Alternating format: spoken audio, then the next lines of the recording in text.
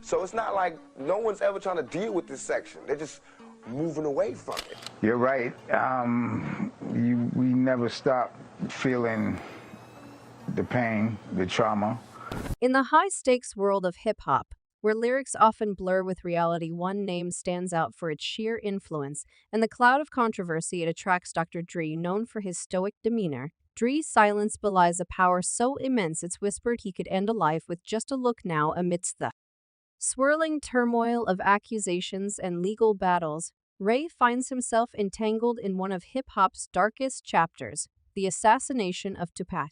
27 years, the family of Tupac Shakur has been waiting for justice. The tragic narrative of Shakur's demise, headlined in the New York Times, was only the beginning of a saga that would entangle Dr. Dre in a web of accusations and legal battles. The question that lingered in everyone's mind: could a hip-hop mogul like Dre be involved in such a heinous act? The lyrical genius with a penchant for stirring up controversy was no stranger to feuds in the hip-hop world, while his beef with East Coast rapper Notorious B.I.G. is well documented. His deteriorating relationship with Dr. Dre was another dark chapter in Shakur's life. In the early 90s, Shakur regarded Dr. Dre as one of his heroes, a musical maestro who held the keys to success in the hip-hop industry. However, this admiration would soon crumble, replaced by a bitter disdain that would play out in public feuds, lyrics, and interviews.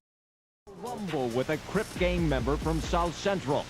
Knight claims he only tried to break it up. One of the turning points was Dr. Dre's perceived lack of loyalty when Snoop Dogg, Dre's protege and close friend, faced an assassination trial. Tupac expected Dre to step forward as a witness. It was a moment that would define the relationship, or rather its downfall. Dre's absence in the courtroom left to Curtis' illusion and feel his resentment. He believed that Dre had abandoned Snoop, failing to protect his own in a time of need. Tupac's frustration didn't stop there. He felt that Dr. Dre was reaping undue rewards from their collaboration on the All Eyes on the album in 1996. Despite Dre's minimal contributions, he was credited as the primary producer, leaving Tupac fuming. In an interview with Vibe magazine, Shakur didn't mince words, stating he's a dope producer, but he hasn't worked in years, taking 3 years to do one song. The rift deepened with Tupac's biting lyrics into Live and Die, and Elisha Kerr questioned Dre's sexuality, insinuating that he wasn't authentic and had a hidden side. It was a lyrical jab that hinted at a personal vendetta. He continued this assault and tossed it up where the lyrics targeted Dre's alleged lack of consistency and his departure from the gangster persona he had once embraced. California Love, one of Shakur's iconic tracks, underwent a transformation as Shakur threw shade at Dre by referencing his departure from Death Row Records. It was a blatant dig at the producer's career choices, painting him as someone who had turned his back on the label and its artists. But Shakur in it stop at questioning Dre's career choices. He delved into his personal life in one unreleased track, Watch Your Mouth. Tupac took aim at Dre for allegedly cheating on his wife, implying that Dre's personal life didn't align with his public image. It was a low blow intended to tarnish Dre. Despite these relentless attacks, Dre, in a surprising twist, paid tribute to Shakur. During his Up in Smoke tour in 2000, he expressed how it had been a pleasure to work alongside the legendary rapper. Pac is a strong dude, yo. I know dude, you know what I'm saying? Very He's real strong. So when it was like he got shot, I was just more like, again? I mean, one, let me start with Tupac. He was one of the most talented people I've worked with. This momentary truce, however, couldn't erase a history of their feud, one marked by bitterness and acrimony.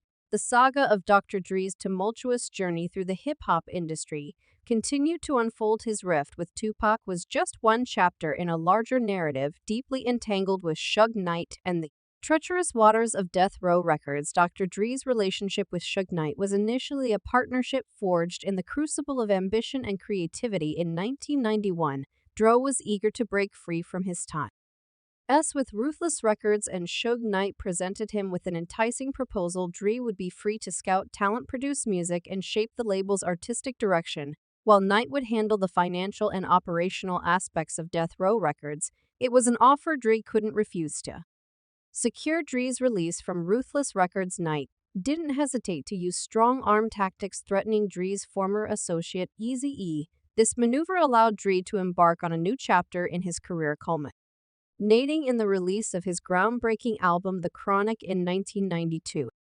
Oh, okay, I see. So Suge Knight, he was trying to get to Dr. Dre, so he came out with an album called The Chronic 2000 to try to get to Dr. Dre, to try to get under his skin. That's the reason why he came out with that. For a time, Dre and Knight were a formidable force in the industry. However, the toxic atmosphere at Death Row Records took its toll thanks in no small part to Tupac Shakur's arrival.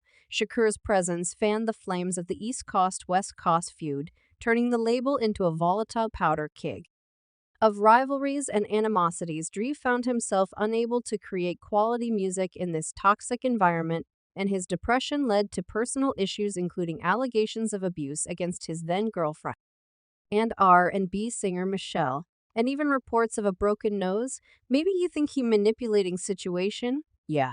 But I was just too naive at the time to even think about it. The situation reached a breaking point after Shakur's tragic demise. Dre couldn't bear the constant negativity and politics that permeated Death Row, and he opted to sever his ties with the label a year later. Snoop Dogg, another star from Death Row, followed suit. The exodus of these artists left Death Row Records without its just stars and marked the end of an era. Dre's departure from Death Row signaled the end of his professional relationship with Suge Knight. Their once profitable partnership had crumbled under the weight of internal conflicts, leaving both with scars that would never fully heal. Dr. Dre's tumultuous journey through the hip-hop industry took another dark turn when legal battles entangled him in the web of controversy.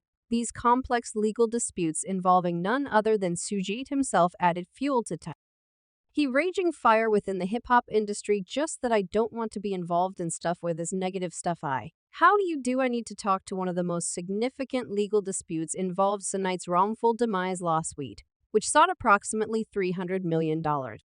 From Dr. Dre. Knight alleged that Dre had attempted to have him assassinated in order to evade financial obligations. This lawsuit was in response to a wrongful demise lawsuit filed against Knight, Dre, Ice Cube, and Universal. Music by Leland Carter, the widow of Terry Carter, who tragically lost his life when he was run over by Suge Knight's truck during the filming of the NW. A biopic straight outta Compton. Knight faced an assassination charge in connection with this incident in Knight's cross-complaint. Shocking revelations emerged. He claimed that Dre was responsible for the fatal incident that led to Terry Carter's demise, asserting that Dre had arrested it to eliminate him. Knight also alleged that Dre had orchestrated a gun attack in a Hollywood club in 2014, where Knight was shot multiple times. Remember, when Suge got shot 7 times in the abdomen at One Oak Osh. Suge is saying that Dre is the one who ordered the hit. The root of Dre's alleged animosity, according to Knight's lawsuit, traced back to their business relationship's dissolution in 1996. Dre had agreed to a lifetime management agreement, entitling Knight to 30% of Dre's earnings for the rest of his career. This lawsuit sought a portion of Dre's income from the $3 billion sale of his headphone company, Beats, to Apple, as well as his profits from the film Straight Outta Compton. The legal battles involving Dre and Knight had become a convoluted and enigmatic part of the hip-hop industry's history. As the lawsuits unfolded, they revealed a darker side to the industry, where financial disputes and allegations of betrayal lurked in the shadows. The dog pound whoever. But I think as a man, anything you say once you got to be able to say twice is the long state.